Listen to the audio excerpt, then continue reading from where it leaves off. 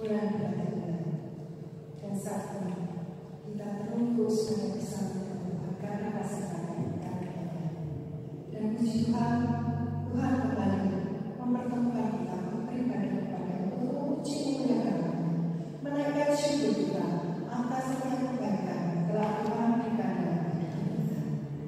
Kita akan naikkan pujian bersama.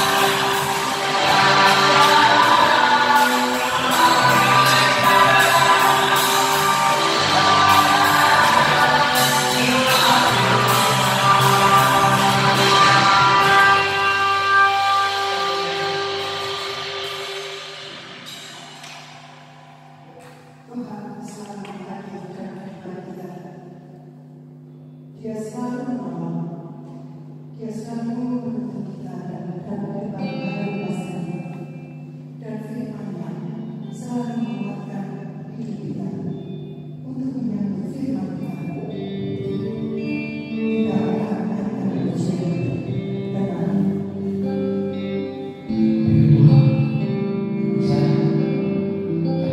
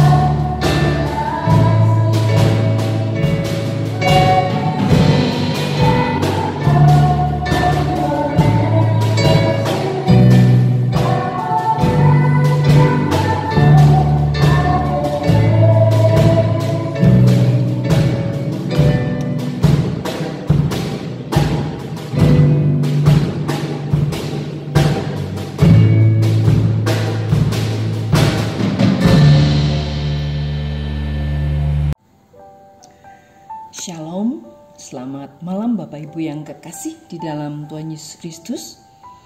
Pada ibadah sore kita pada hari ini, kita akan bertemu kembali dalam firman Tuhan yang terambil dalam kitab 1 Samuel 17 ayat 49 sampai dengan 51. Sebelum kita merenungkan kebenaran firman Tuhan, mari kita akan berdoa kepada Tuhan.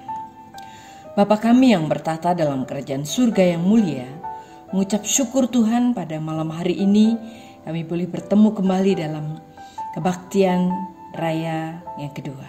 Kami rindu meskipun secara online tetapi kami tetap bersatu di dalam kasih Tuhan, di dalam kebenaran firman-Mu.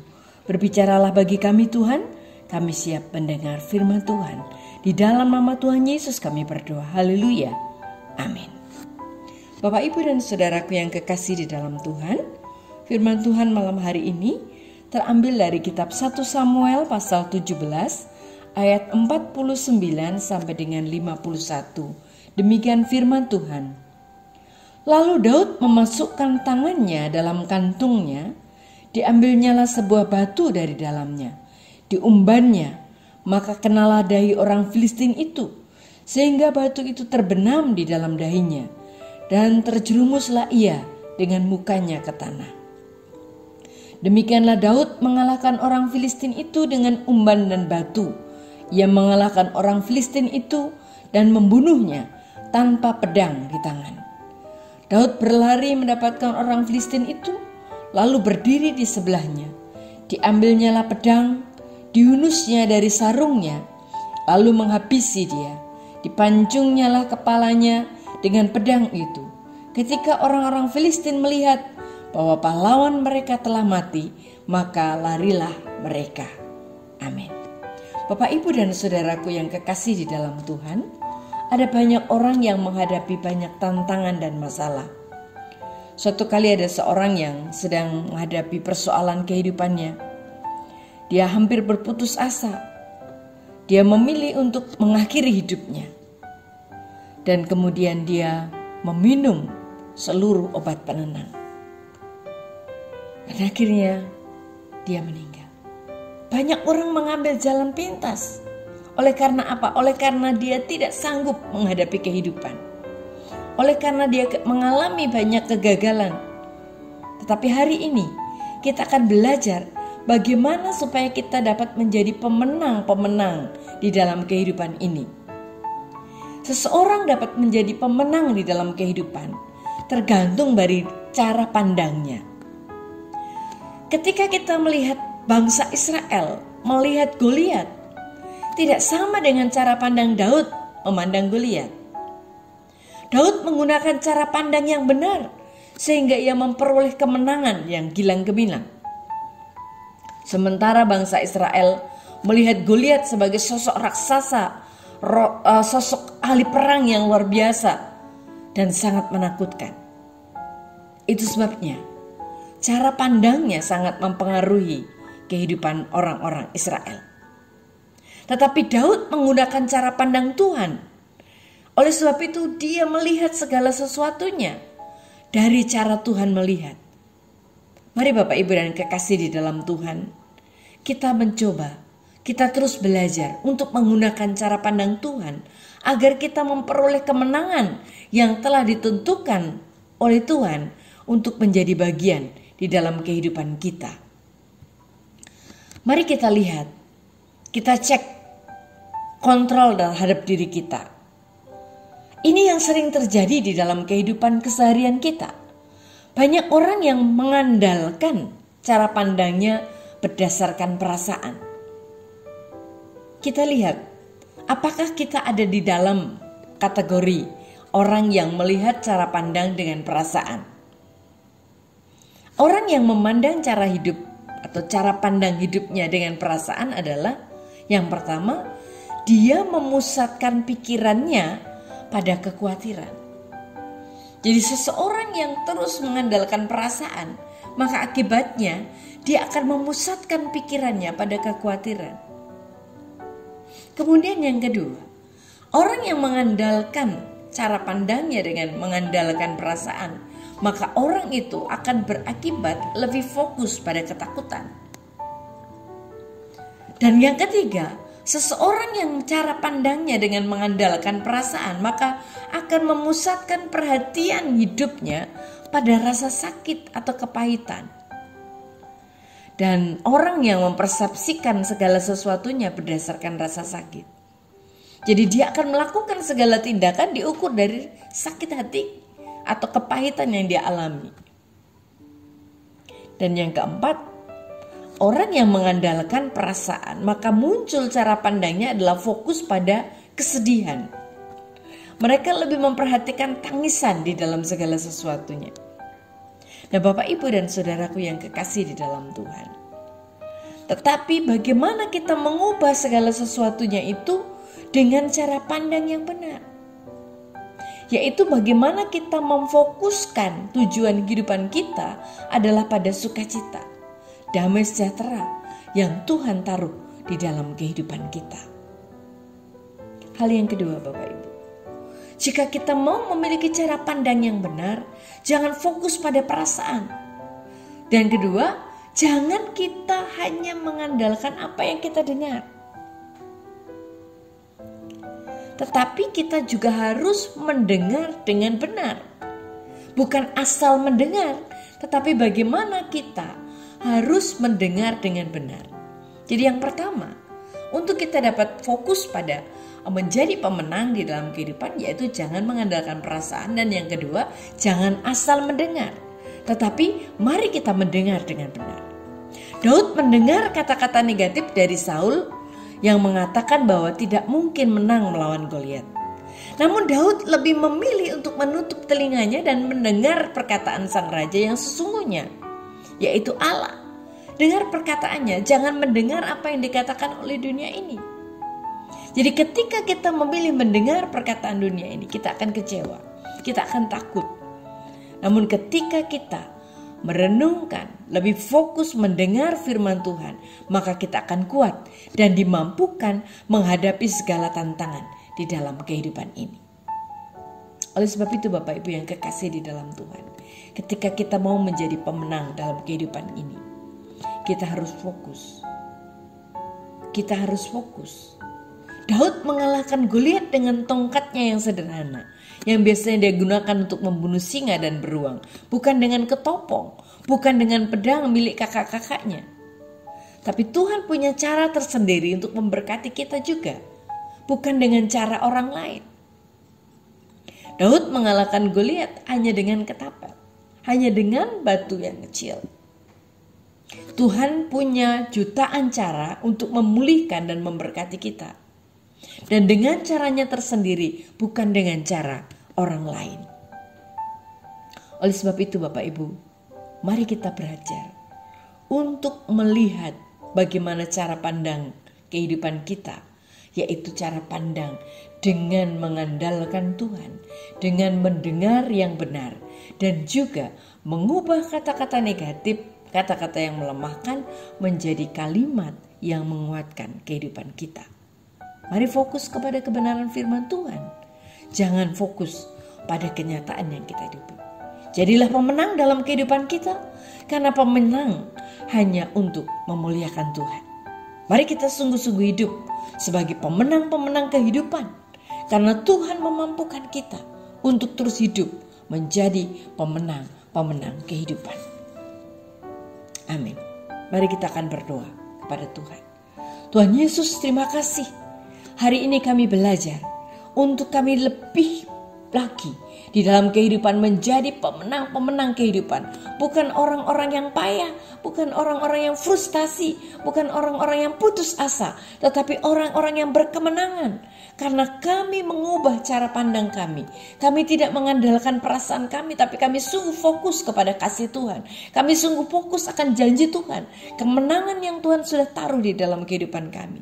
Berkati kami Tuhan, berkati dalam kehidupan kami, supaya kami lebih mengutamakan Tuhan di dalam kehidupan kami. Dan kami tidak asal mendengar, tapi kami sungguh-sungguh mendengar yang benar. Kami tidak mau mendengar hal-hal yang negatif dari dunia ini, tetapi kami mau fokus mendengar firman-Mu. Berkati kami Tuhan. Jadikan kami pemenang-pemenang kehidupan ini, karena kami rindu untuk memuliakan nama Tuhan di dalam kehidupan kami. Terima kasih Tuhan Yesus, malam hari ini kami boleh berdoa buat seluruh jemaat Tuhan. Berkati, berikan kami kesanggupan untuk melihat semuanya. Kami terus berdoa untuk saudara-saudara kami yang berulang tahun dalam minggu ini. Tuhan berkati, berikan kesehatan, kekuatan. Dan kami juga terus berdoa untuk anak-anak kami yang sedang studi. Tuhan berkati mereka. Berkati dengan kecerdasan, kepandaian. Berkati dengan hikmat yang daripada Tuhan. Kami percaya mereka terus dimampukan oleh Tuhan. Kami juga berdoa Tuhan untuk setiap orang tua. Berkati Tuhan, berikan kesabaran, kasih untuk mendampingi anak-anak bertumbuh di dalam Engkau. Terlebih Tuhan, kami juga berdoa. Kami menyerahkan untuk seluruh panitia Natal. Tuhan berkati dalam setiap kepersiapan mereka. Kami rindu Tuhan memberkati. Kami juga berdoa Tuhan malam hari ini secara khusus untuk saudara Andreas dan saudara Nia yang akan mempersiapkan diri memasuki di dalam ibadah pernikahan mereka. Tuhan berkati, biarlah persiapan yang diadakan Tuhan berkati keluarga besar mereka. Tuhan terus menolong. Kami percaya Tuhan memberkati mereka. Kasih-Mu, anugerah-Mu melimpah bagi mereka. Dalam setiap persiapan yang dibutuhkan Tuhan juga berkati. Kami terus percayakan semua ke dalam tangan kasih-Mu. Terima kasih Tuhan Yesus. Di dalam nama Tuhan Yesus Kristus kami berdoa dan bersyukur. Haleluya. Amin.